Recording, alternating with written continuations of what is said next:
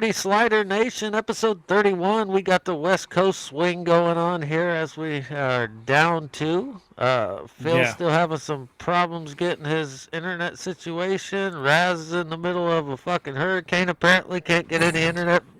And Bridger's got some sprint car news this week. So, yeah, heck yeah, sprint car news. So, friend of the show, Caleb Montgomery, pulls off the win at Santa Maria Speedway, a speedway which Anybody got a I, picture of his hair? sir, let's go. I do Anybody got not a picture have of the a guy's picture hair of Caleb's in hair. Victory Lane? We're going to add in Oh. later. Yeah, he's got good helmet head. Yeah, we'll add that in later because we were clearly not prepared. But yeah, he gets the W. I know Santa Maria Speedway is near and dear to Raz and Neilden and Phil's heart because they love racing there. They love that facility.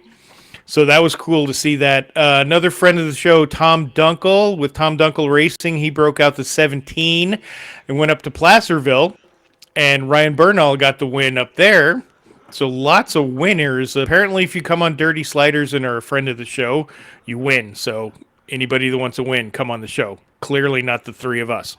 We just hosted. Although Thomas is close. Thomas is probably going to be the first one this year. Thomas, Hey, I want to race. Hey, Thomas got too big of a microwave and he blew his power out just before the show started this week, so he's an overachiever. What the damn fan works in the kitchen lights? Fucking Tesla batteries. What the fuck? That's the important shit. Goddamn Elon Musk, you can figure out Starlink in the middle of the ocean, but you can't figure out a house power battery. I know. He's got the hell? kitchen light. What else we got? Hang on. So, speaking of some sprint car stuff. Get it out, John. I know. It's been one of those days for me, man. Not that we've actually talked to him, but someone we've talked about a lot on the show, Chase Johnson. We all know he had that bad wreck in August last year, but he is recovering. He's doing his therapy. He's doing what he can, and he was actually at Placerville also. Let me see if I can share this. Bear in mind, not experts. At all. At Don't all. judge me. Not even close. So here's Chase out at the racetrack at Placerville for the NorCal Posse Shootout. Great night. And also, this gentleman in the orange there is actually the respiratory therapist that was with Chase for all his time that he was in the UC Davis ER. Just happened to run into him while they were there. Let's see if I get his name. Colby. I think that was his name. So that was cool to see that Chase is out and, getting back to the racetrack, showing his face, showing his support. I know it probably hurts him to not be in the car, but he will be soon, hopefully. Hopefully. I mean, that's a big step towards the right direction there, just being at the track. Yeah, exactly. So yeah, I think that's all I got for now. What else we got? Neilden's going all blurry. No, stop it. No, I think he stop could. the blur. I think he needs to share some of them RV lights with me over here. So I'm trying to get it pulled up here for you. There we go. Now I can share it. So I got. Come on, Hopefully old it's not as computer. blurry as his screen is. No, Yeah, he's we'll find out better. here. Might have just been the rum I'm drinking. Why is this window so small this time? What did I do different? Frick. Technical difficulties. Yeah. The old operator error. No, never. We never have that. Who would ever jump into the session without their microphone turned on? That would be stupid. There we go. I don't know. Got that? Oh, I knew he was going to bring this up. I gave you that one. My boy Jesus. Rico. I thought you were Yes, going to share the sir. one with him in the wing, though. The one with him in the wing's better. Well, yeah, No. but you can see Rico in this one. He's awesome. I Right. love my man Rico. I have a And man I like crush this- on him, all right? It's okay. You do. And I like this one because it's like, what's bigger, Rico or the goddamn bullhorns he's got? Obviously, the victory lane sign. Yes, it actually is. if you. But here's a Clearly, big it's not Rico one for of you. those. Well, It's not there one you of go. those signs that you See, have to be Rico this got bigger tall when to he was in ride the Texas. ride. You know. Better watch out. Rico come kick your ass, Brandon. Rico's fucking cool. I At like least your Rico. No. Jesus Christ. Yeah, Rico pulled the win. Yeah, that was a good race too. He And he went out in wasn't front against and chumps. It was a high limit. yep, high limits. Larson, everybody was in there. Larson Yeah. was on the podium. Yeah, in second, you know what that is. First loser. Exactly. But that's really all I got. I was watching the high limit race, saw my boy Rico win. And I've never met the guy. I've never talked to the guy. But I love him. I love his energy. I love the kind of guy he is. And I love his personality. He it's is larger very than him cool for sure. Yeah, he was a very cool dude. The small amount I talked to him in Vegas, but so Did speaking you of throw a Larson, smile out there on the purpose on no, that the one, small. or? No, I did not. That was Freudian at best. Maybe. Right. So speaking of Kyle Larson, since we did bring him up, it's May, and let's just say Kyle Larson has a busy month coming up. He actually said it's his calmest month. Really? I figured it out. He's racing 20 of the, 30 days in the month? 31? I don't even know. He was talking last year, like, oh, how busy it was. He's like, it was actually my slowest. Because he sits at the Speedway for like 10 days. Oh, for indie stuff? Yeah. And he's in the car for like a half hour in the whole day. True. So it's my slowest time. I was like, But he's also racing 1,200 miles or he's 1,100 racing miles. he's racing a sprint car. He's racing an Indy car. He's racing a friggin' NASCAR. How many? 3-4 times this month. Cup car. Yeah. Yeah, the dude is behind the wheel for sure. He could be the driver. I can see him like, no, you go ahead and drive. I'm gonna sit in the passenger seat. I'm tired of driving today. Yes, we know we should. We're the driver. Yeah, we go somewhere with the family. It's like, I'll drive, honey. Get over there. Get over there. Be a passenger princess. I'll drive. I think he's probably the one driver I can see and would have no problem. Be like, go ahead, hon. Yeah, I think we should reach out to Caitlin and see if that's what happens. Or he could just be a boss. Like, I got this too. He might be.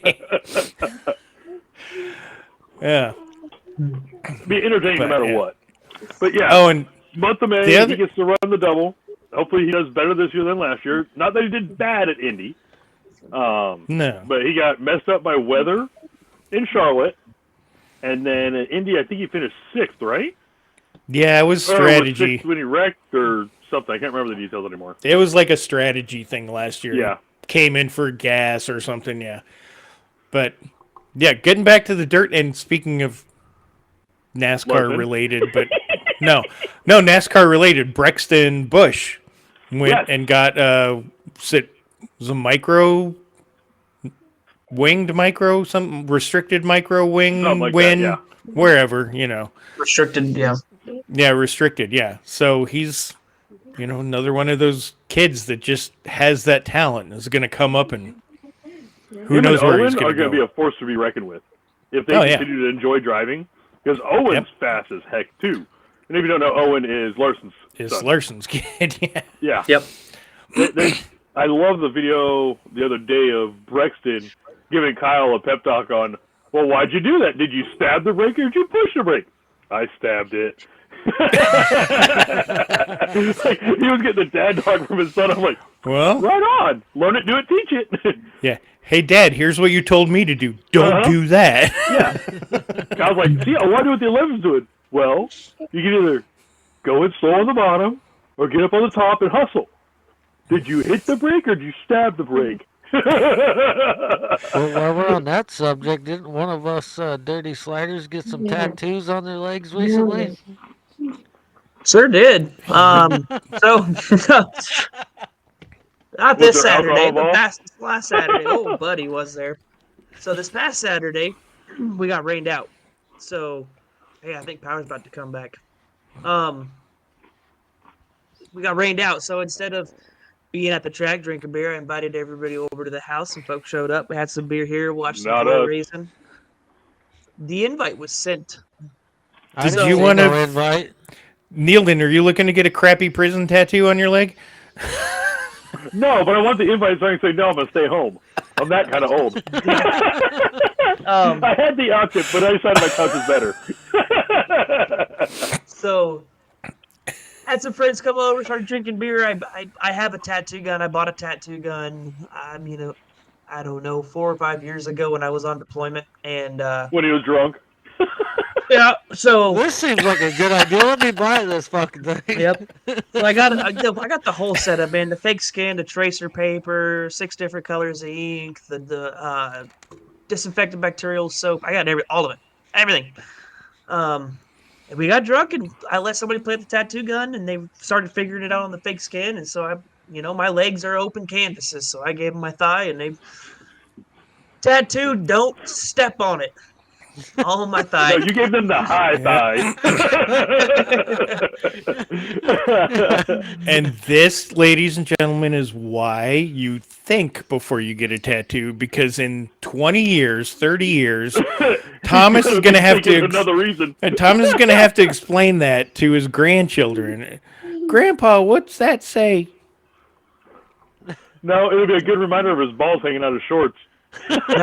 Oh, they'll be a lot closer then, yes. The balls will be dangling next to it, and they're gonna look at it, and they're just gonna go, "Yeah, okay, makes sense." It checks out. Checks out, fucking old man. It's just say don't sit on those. You know? Yeah.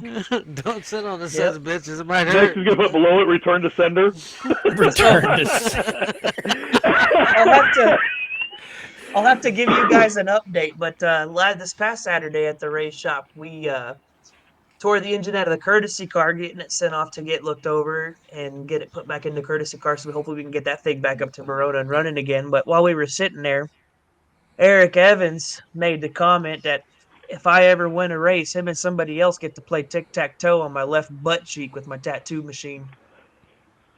Oh. That's better be recorded. It is. It is. We ought to give. I can see someone throwing a race for that. We ought to give Stephen Luch. We ought to give Stephen Luch a couple $100 to let Soper pass him there at the end, so we can watch that. Yeah, because I don't think you'd have to give him a couple hundred. You can give him a nickel, he'll probably do it. He gets to be O's and Eric is X's. Yes. Now that you've said that, Thomas, though, we're going to be watching you. If you even sandbag a little bit. Oh, no. I will gladly rep a tic-tac-toe tattoo. Don't worry about it. Don't worry about it. True. I'm not going to lie. I would probably do that, too. You ain't taking none of this shit with you when you leave, so why not use it up? This conversation is going off the rails, similar to a race that they had in Iowa yesterday. Okay, good segue. Way to bring it. Bring it in. So bring it in. I don't want to. First of all, let's start off with we're not track bashing here. I'm just going to go with we got to have our shit together a little bit when it comes to the first race of the season, because that sets the standard for the season, right? Well, if they put the bar any lower, they trip on it. So two races. Well, first of all, let's start off with they have a lineup for the heat races and main events posted. First of all, after the heat races, while the first class was in staging for the main events, they decided to switch the running order for the main events. So that set the shit show standard, right? Late model division, hell of a race. Tim Ward, Tom Berry Jr. Some good hard racing going on. Tim Ward picks up the dub, right? Coming out of the modifieds into late models this year, he picks up the dub. Well, he goes to roll across the scales. He's sitting on the scales for a good while. Comes off the scales, goes around, comes back on the scales. You got guys looking around, walking around the car, looking at the scales. Something's not right with the numbers, apparently. Well, they sit there long enough, and then Tom Berry Jr. comes from the back in his car up to victory lane.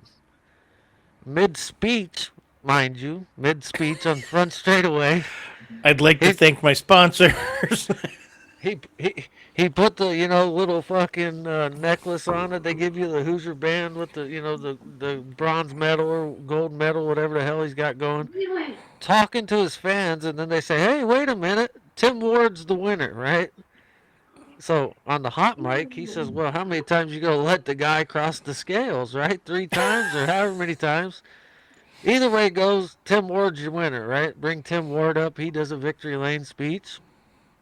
Well, remember that thought because the stock car race has started now, right? Stock car main event. Car gets upside down going into turn 1 and 2, so we're under red flag conditions.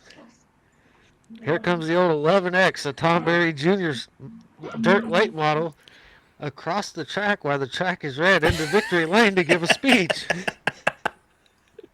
Right? So we're under red flag conditions for a whole different division, and you bring a guy that you stopped from a victory lane speech back to victory lane to re-give a speech because you DQ'd Tim Ward in tech for a grooved left front tire, apparently. I don't know where the tire rules are. Well, so are these IMCA late models? It just says Pro Late Model Division. All the other divisions at the track, minus the Legend cars, were IMCA.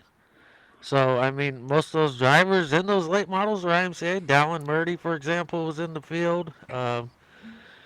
Not sure what division that is other than it says Pro Late Model.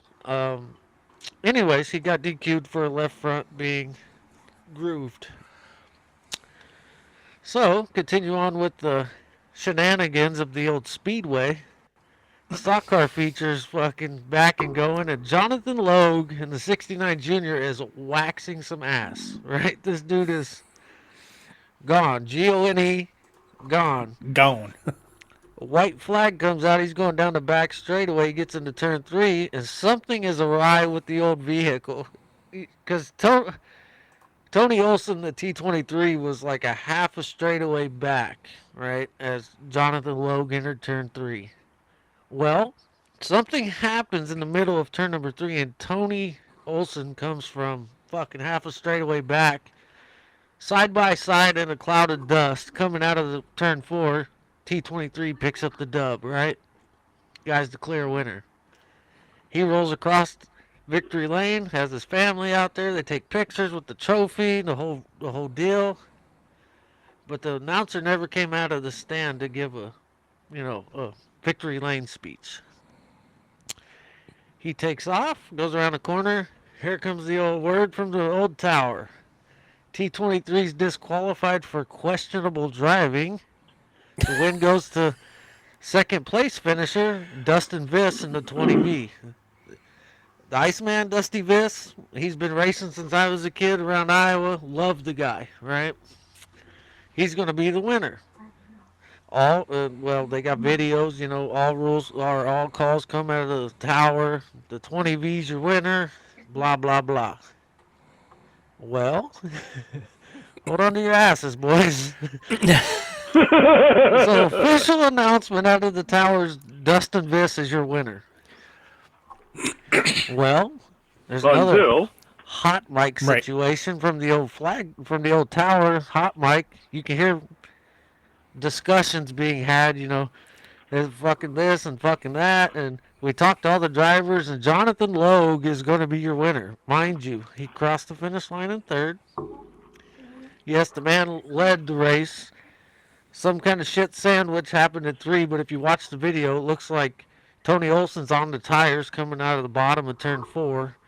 Jonathan Logue was mid-track, hits a rut, upsets the car, and comes back down the hill into the side of the 23. That's what most people seen. That's what I appeared to see. What you could see through the dust, you can't really tell. But let me see if I can pull up the old solid picture here of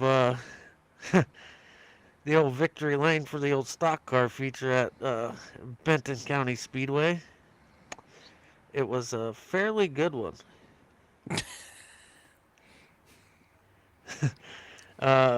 The old debacle continues, right? Let's see, right there. Can I share this? I have faith in you. Well, that's good. At least somebody does. You can do it. There's the old 69 Junior on the hook in Victory Lane. After Huh? the track has made the official ruling that Dustin Viss was going to be your winner, right? Twice. Twice. And they made sure that they was adamant about that. The track did post something today. As can you still see the Facebook here? Yeah. Yep. All right. So here, clarification for the stock car finish from Sunday, May 4th. 23T was disqualified on the last lap for questionable driving. Protocol for the situation is the score of the next driver taking the checkered flag as the winner. The win was awarded to the 20V of Dustin Viss. In the tech area, Dustin said, Corey, this is bullshit. The 69 Junior won the race. He led every lap and would have won it had it not been taken out. If the roles were reversed, I would hope that the driver in my position would feel the same way. The 20V gave up his finishing position to the 69 Junior. I then consulted with the two other drivers in the top four. Both agreed that this was expected this race to be scored. So they changed the ruling and gave Jonathan Logue the win based off of Dustin Viss. Well, if you scroll down here to the old results, it says Tony Olson was disqualified, but they have him finishing in the 11th position. 11th.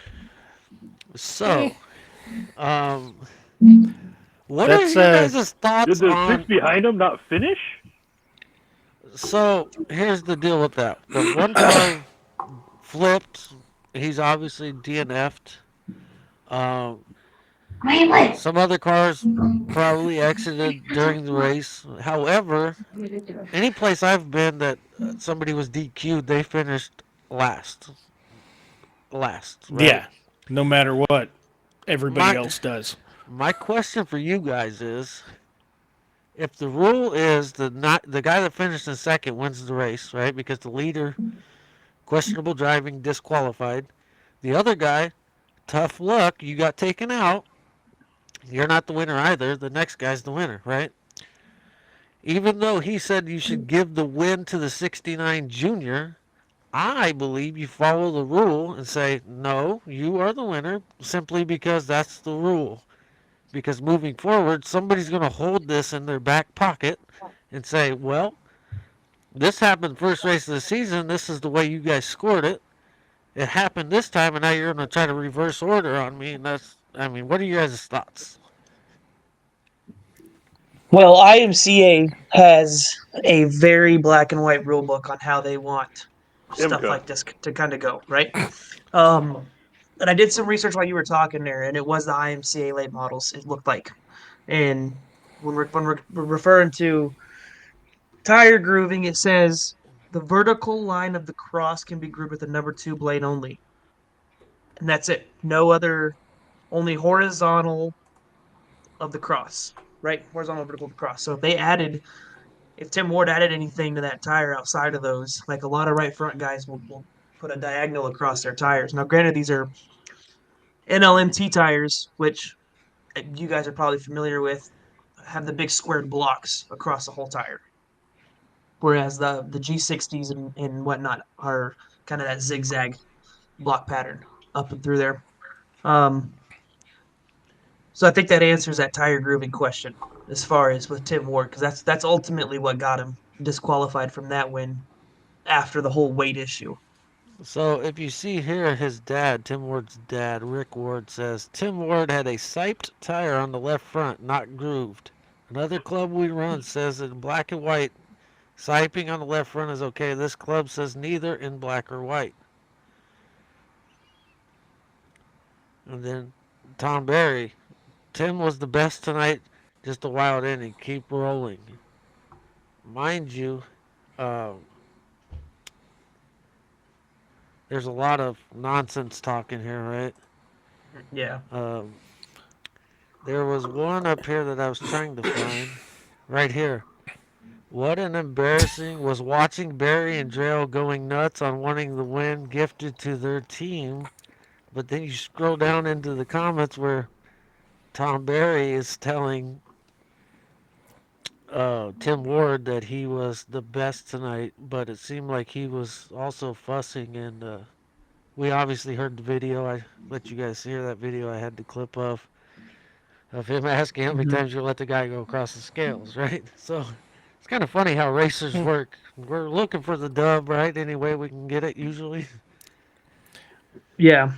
Yeah, but I think we've all gone through this here at our local track. I'll say that if you make a decision, you got to stick by it. Like scales, you get one shot. You're either right or you're wrong. You know, make a decision, stick by it. Don't wait till Monday, wait till after the races, and oh well, you're right. You convinced me. Once you make a decision, you got to stick by it. Right, wrong. If you're wrong, take the hit and say, "Hey, we effed up, and we'll do better next time. Thanks." But you can't reverse and go back and forth like that. You just can't.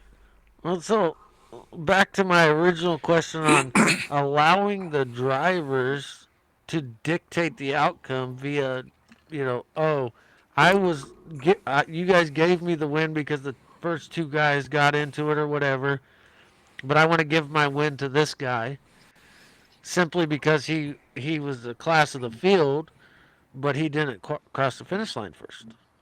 Well, that's just forfeiting. You're just then forfeiting.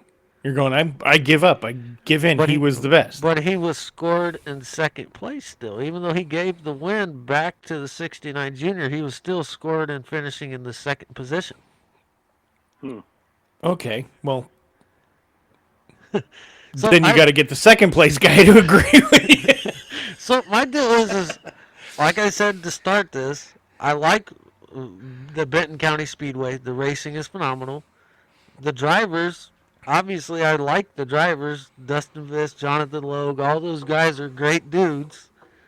I'm just saying, if you're going to make that kind of decision based off of what drivers are telling you, you're asking for trouble over the duration of the season. Yes, I agree. I mean, there's no difference in the drivers making the call versus the players in a stick and ball sport. It's all the same shit. If the officiating doesn't have any leg to stand on, or if I'm sorry, not that, but if the officiating doesn't take control and make a call and stick with it, then there's no point in having officials there in the first place.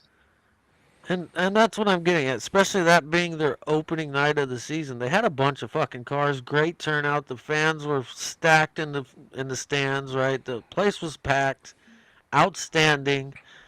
But this type of black eye, I'll call it, is not a necessarily good look to kick off the old season. When you can't make a decision out of the tower, you reverse your call 10 different times. You allow drivers to dictate the outcome via, oh, give the guy the win. Yeah, I got my ass beat by the guy, but give him the win back. I mean, where do you draw the line? Well, right, and I mean, I guess think of it if it happened to you.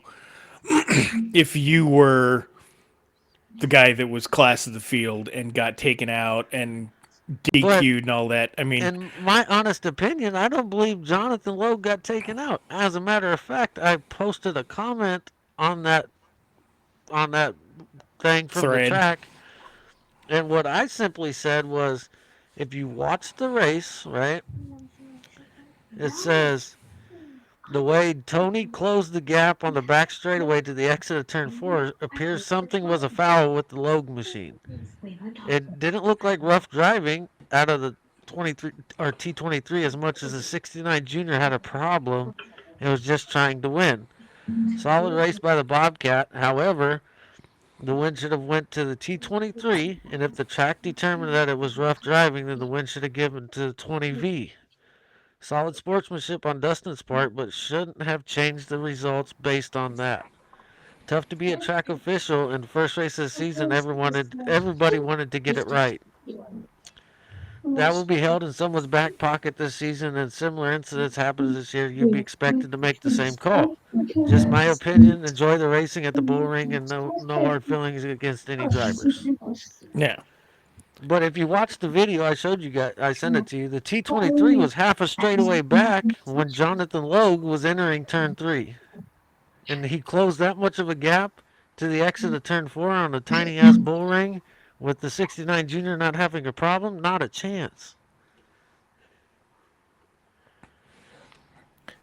I mean, like I say, it's the old track official. You're damned if you do, damned if you don't. Now the kicker to that is the T23. Tony Olson races the bull ring consistently every week. Every week. Jonathan Logue comes in every now and again, right? He's not a consistent racer at the bull ring. Did they give the out of town guy the little upper hand to try to get him to come back? Probably. I mean, if you're going to make that kind of decision, I just feel like you stick to what the rule states, and that would be Dustin Viss gets the win, regardless of what Dustin had to say about giving it back or whatever. Can't do all that. This is what the result is, and this is how it's going to play out. Right, and that's kind of where I was going. Is if you get the win, even though you don't think you get the win. I mean, never having been there. You've been to victory lane, just not with your own car. Yeah, I mean, I've seen it as I walk past. I mean, I'm with you. I mean, it's solid sportsmanship, but in order to keep that order, I guess, and verify the track official's authority, keep the win. You go to Tony Olson, you go, hey, that was your race. You got screwed. Let's come out and race next week. Essentially, right? But multiple cars in victory lane, multiple speeches, multiple back and forth. That's bullshit. Like I said before, first race of the season jitters. Everybody probably wanted to get it right, but they should have, instead of sending somebody just directly to victory lane, let's hold out a minute and get it figured out. Maybe even go to the next race and have that victory lane speech after, whatever the case may be. But one, if you're going to be the announcer of the track, let's shut off our mic when we're having official conversations in the tower, because everybody can hear you. Right. And mind you, those two guys are new to the track this year. Ryan Clark gave up announcing at the Benton County Speedway. He moved to Des Moines last year, and just driving from Vinton to Des Moines on Sundays is a hassle. It's a lot of work. So those two guys are first year on the mic for those guys. Well, the one guy that's where he started. So he's been an announcer for a good while. He was in retirement, I believe, when he came out for this deal, and the other guy's brand new to announcing. So I understand there's some of that going to happen. Yeah. But the officiating, there's got to be some kind of line that you draw that we are the track officials, this is the way we're going to work it, without going around 10 different ways to figure something out. Yeah. So that's my spiel on the shit show. Nobody else got any opinions on that? I agree with it. Bridger? No, I think we discussed that pretty good. We all agree. All agree, yeah. It's not controversial when all four of us like, yeah, I agree. You're right. Well, I'm not. I just wanted to have some kind of discussion. Like I said, and don't get me wrong, Facebook is terrible when it comes to dirt track racing, because if somebody makes a bad call, internet's blowing up and it's a black eye for the track. Oh, yeah. And there's people that don't live anywhere near that track making calls and talking crap, and don't talk shit unless we're either racing or at the track that night. Well, like I said, I commented. I'm not talking shit. I'm just saying, hey, this is my opinion, and my opinion would be to stick to the rule and follow the rules through, because you're going to ask for more trouble down the road. Yes, but I would say you were the exception to the rule on that comment thread of, hey, let's be reasonable. And there was other people like, F you and you guys suck. And if you want to see that excitement, go to the Benton County Speedway's Facebook page, and there's plenty of comments to be read. Yeah, I was reading some of them while we were talking. Yeah, there's definitely a lot of comments on that one. There's definitely a comment you will agree with and one you will disagree with. Yeah, exactly. Mm-hmm. Always going to be. On one hand, I mean, it's like I say, there's no such thing as bad publicity. Because because I'd never heard of Benton County Speedway before this shit show. So now Benton County Speedway. Will they do it again? Is it? Should I go in person to see it? The funny part is Benton County Speedway is in Vinton, Iowa, which is the home to the IMCA headquarters, right? So that's technically IMCA Racing's home track. Home track. It's in town, right? And Corey Drips, the promoter of that place, he used to race modifieds and late models and stuff. The 31 Corey Drips, good dude, means well. I mean, that's just tough. Yeah. I mean, it's one of those things. I mean, it's a shit show. You own it. You move on. You know, we got racing again next week. Let's go, boys. Yep. But congratulations on their turnout. Like I said, a bunch of cars in the pits. And to whoever won. The stands, Whoever. the stands full of fans and a bunch of cars in the pits. Awesome job on those guys for that. Yeah. Just that alone's hard to do in this day with dirt track racing. Some tracks get 200 cars, and some tracks they're lucky to get 50 cars. So good on them for that. And moving forward, hopefully they got their stuff dialed in. I'm sure they will. And that's actually a good segue to something I had that I shot you guys in the group chat about tracks getting bigger, better partners and getting revitalized, actually. So I think we've all heard Sharon Speedway that's in Ohio, I believe. Owned by Dave Blaney. He had some partners for a long time. They unfortunately passed away this winter. So he brought in his son, which some people may know, Ryan, and another partner. Who's he? He might drive one of those asphalt cars. Oh, might be with that Larson guy. Might be. Might be a champion also. Might be a champion. Yeah, should be again. Yeah, we'll see. But yeah, so Dave brought in his son Ryan and another partner, Will Thomas, to keep that track going. To keep it going, that was the basically track Ryan grew up with his grandfather Lou. They still hold the Lou Blaney Memorial there. It's been 17 years now going for the Lou Blaney Memorial. I reading today on this, his grandmother, Ryan's grandmother, actually still works the ticket booth every week at that track. So it's kind of been in the family for a long time. So it's nice to see that Ryan's going back, even though he's not a big dirt guy. He's keeping it going. He's putting his money where his family's love is and what he learned racing. Another speedway that has been dark for a few years, LaSalle actually got let's go. Yeah, LaSalle Speedway got revitalized. Tony Izzo Jr. His family had that speedway for years. I think since 95, it said 92, 95, somewhere long time ago. But went dark, just like things do. But a local businessman who actually runs the disposal, so the garbage man in his area, it sounds like they'd always, sitting around probably drinking beers, shooting the shit. Oh, let's get this going. We're going to need to do this. We're going to need to do that, blah, blah, blah. Let's see. I just found his name here. What? Tony Long. Justin McCoy. That's who's helping Tony Izzo. Well, I think Kenny Wallace posted a video there not too long ago about the revitalization about that place. Well, because let's see. So tomorrow they're opening up their season with a 20,000 to win super late model show that will be on Flow Racing Night in America. So. So he goes on and says, Justin McCoy said, yeah, I'll do it. And Tony said, hey, you do the work, I'll pay the bills. Well, apparently one day he showed up to the track and Tony was working his butt off.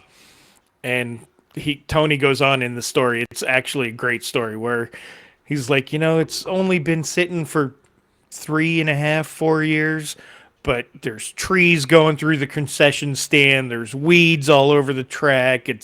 He says it's amazing what nature does when you stop taking care of stuff. But they got that back going, and like I said, a big late model race, going tomorrow night there, which is awesome. They don't plan on having weekly racing. It's just not in their blood. What he said is around that area is a lot of generational tracks where grandfathers, great grandfathers have raced, been to that track, and so people spend their time and money to go to those tracks. But they're turning LaSalle into a racing / event center. I know it says in the article on Flow that they're going to have a 3-day monster truck, kind of like we do at Barona. We've done it the last 2 years now. Something to make some money when you're not racing your cars. So they're going to get it going, and who knows? Maybe racing interest comes back and they can make it a break-even weekly racing in that area again. It's just nice to see them coming back and not going away. 100%. It's hard to get a track revitalized that's been dormant for a couple years. Like you said, Mother Nature kind of takes over. Then it becomes more of a cost thing than a... Mm-hmm. Yeah, and that's the other thing Tony said in this article is like, I got a liquor license, I pay for 365 days a year. I got insurance, I pay for 365 days a year. I might as well do something with it. Yeah. Mm-hmm. So. Yeah, I mean, that goes back to Santa Maria as well. Santa Maria was hit and miss, falling off the schedule, going to die off, and now it's got a complete 2025 full schedule that we talked about earlier with Caleb Montgomery winning that non-wing race. Like, it's awesome to see this stuff come back. I just wish it was closer. Yeah. I don't recall if we touched on it last week, and if we did, then sorry for bringing it up twice. But that law that Iowa put in place for racetracks and event centers, like, we did not touch on that last week. So I think it came out on Tuesday. For those of you that may have missed it, Iowa put a law in. It covers event centers, racetracks, and everything, not just dirt tracks. But it's a huge help for dirt tracks. And the law is, if you buy a house or move in and build next to an already existing venue that produces loud noises, i.e. racetracks, your problem. Tough shit. You cannot complain. You cannot sue. You cannot try and shut them down. Yep. And that's surprisingly one law in California that's nice. They have the same thing with golf courses. You buy a house on a golf course, and that golf course was there, and they break your window, too bad.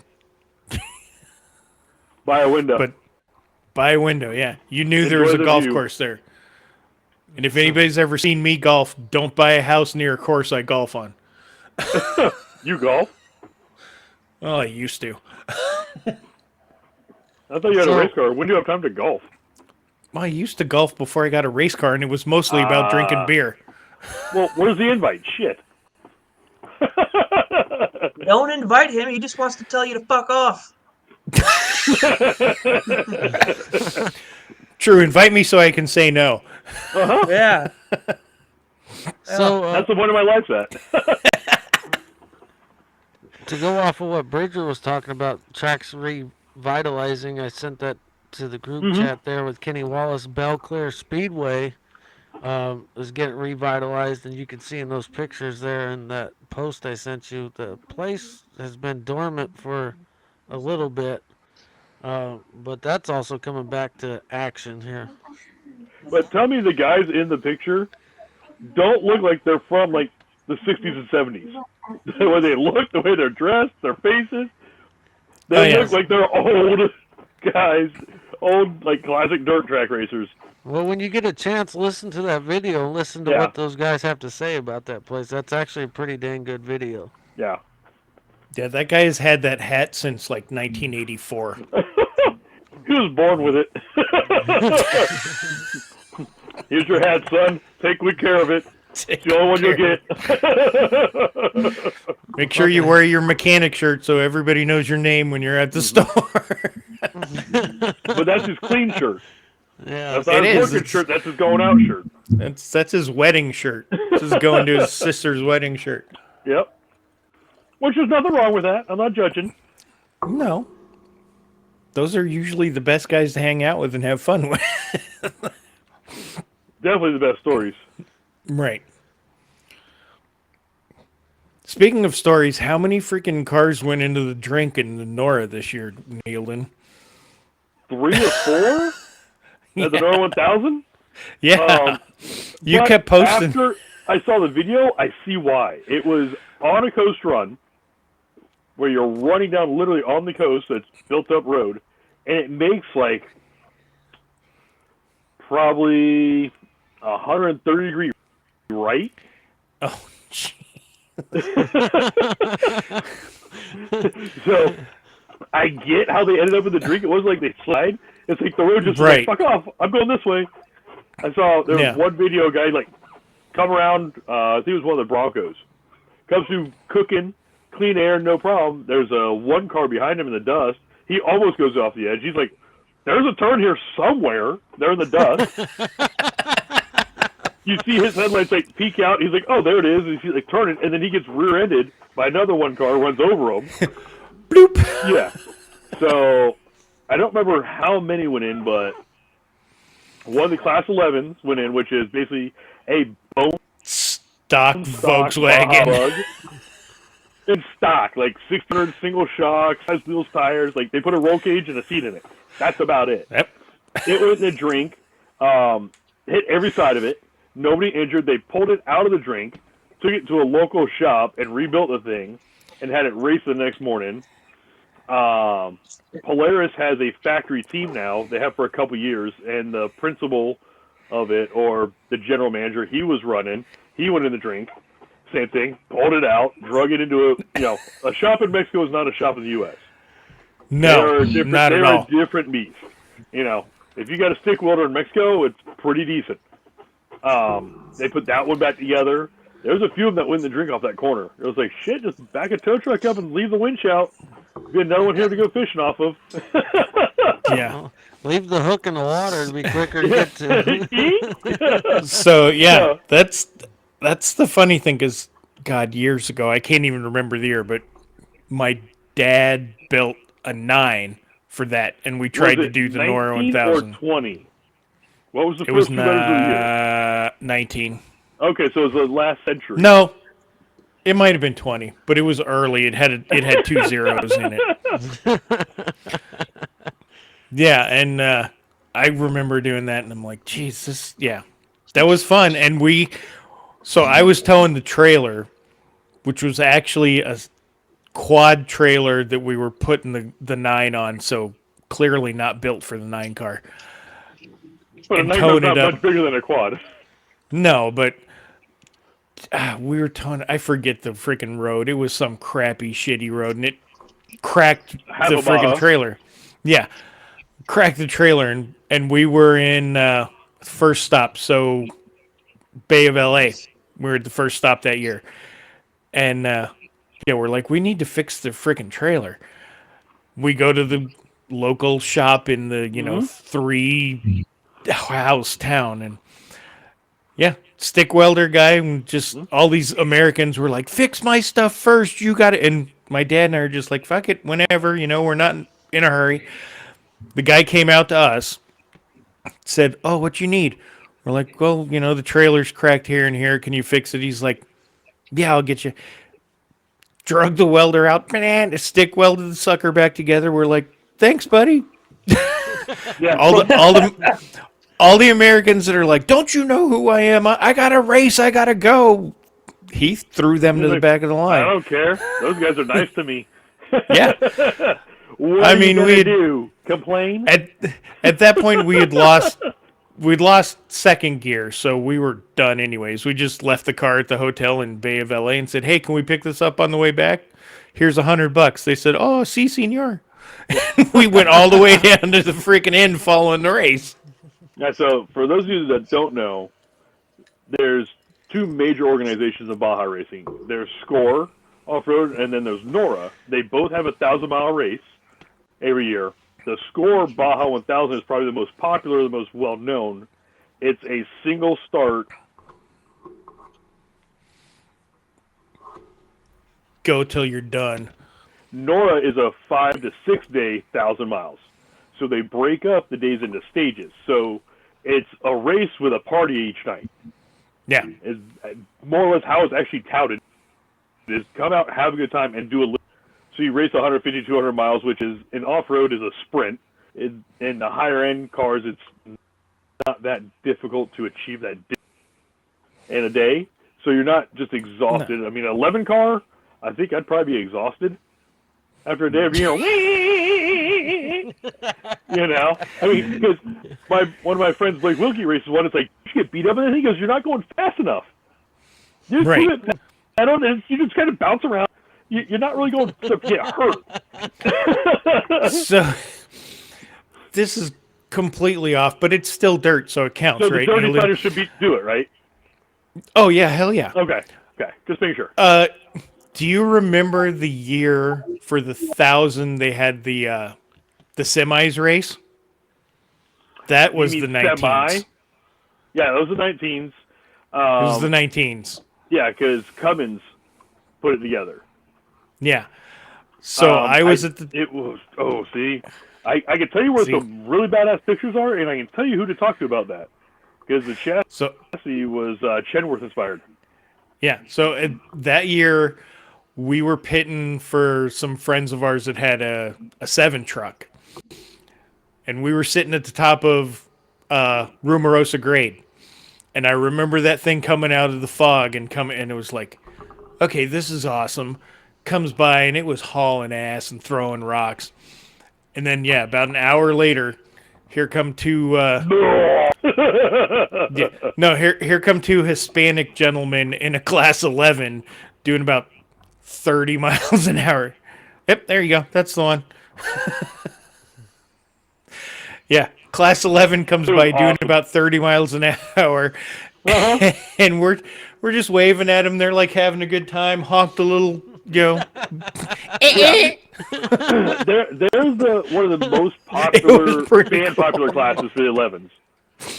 Can you pass me a beer on my way by? Oh, you can get hammered in 11. But the thing is, you look at some of the places on this race course that these trophy trucks stuff are going through, and the 11s go through the exact same course. That's the crazy just thing. Going like this when they go. Or dragging the belly everywhere, you know. But you talk to anybody that drives one, man, it's the best thing ever. I think it's got to kind of be like having a jalopy for a play toy. You go buy a cheap car and you just beat the have a good time. You look goofy driving down the street, but it's a blast. Well, let's dial one of these fuckers up. It sounds like a good time for a fucking weekend with dirty sliders. Yeah, should see if you got an 11 driver we can bring on, Neil, and that would be cool. You want me to call Blake right now?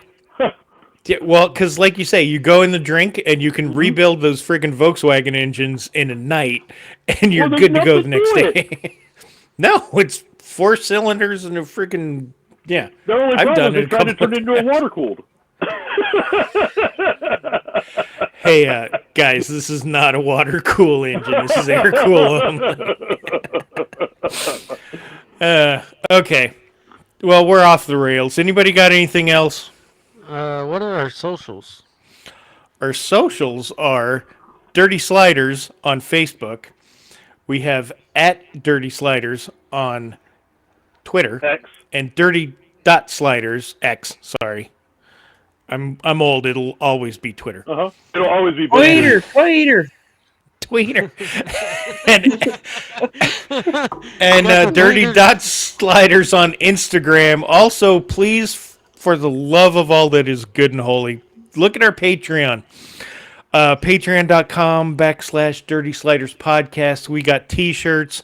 We got exclusive in-car racing videos from the 3 of us, myself, Brandon, Thomas, when we go racing, that you can get. Support the podcast. I mean, come on. What other podcast channels did we start to get on this week? Yes. And we also are on all the major podcast channel downloaders. So Apple, Amazon, Spotify, everything. If you look for a podcast and it's a major podcast place, you're going to see Dirty Sliders. We're totally bringing the curve down, but that's okay. So yeah, like, subscribe, comment. Leave. Most importantly, share with your friends. If your friends like stupidity as much as you do, since you're listening to us, they're gonna love us. Yeah, give it a share. Even if you don't like what we're talking about, hell, tell us. Shut up. Whatever. Shut up. You can tell us to shut up. It ain't gonna happen, but. And then if you need any help with microwaves, talk to Soper. Obviously, he got too big of one today. We noticed knocked the power out with the 4,500-watt fucking microwave over there, trying to get a little action before the podcast. Was it the microwave, or did he not pay the bill, and that's why he's got that microwave selling side hustle going? Well. Anyways, this Saturday we have dirt track racing down at Bernal. So we're racing at Bernal Speedway on Saturday. If you're local to San Diego, come out, check us out, come talk to us in the pits. We're all pretty friendly folks most of the time, besides Bridger. Phone go off. There it is. Hey, I'm back. Hi. Don't touch your microphone, Bridger. Jesus Christ. We're not professionals. But yeah, Saturday night, Bernal Speedway. Come check us out. Come hang out in the pits. We got shirts we'll have for sale at probably Bridger's truck. I got shirts. Come support the three of us. We got our Ollie Shank. Yep. Come check us out. Yeah. Okay, that it? We all good? Thomas has got the sunglasses on. That must mean we're done. I wear my sunglasses at night. When my it's pretty bright here. When my microwave is zapping things. Zapping the microwave's pretty bright. He kind of... Thomas, put the sunglasses on again. This is going to be fine. I'm going to be... Did you just throw them? Well, just can't have fucking nice things. Well, goddamn it. Let's get it going. No. But look, Thomas kind of looks like Rooster in Top Gun Maverick with that quote-unquote mustache. He does kind of. This is kind of a compliment. Okay, Brandon. Cool. Brandon, you just look like you. Well, that's not bad. I am me. So. Okay, so yeah, let's call it a episode. Let's shut this. Snap on. Look at that. Nealon's not even looking. He might be frozen. I don't even know. Nealon's gone. See you, Nealon. Bye. Okay. Well, let's call this a night. See you guys next week. See ya. See you.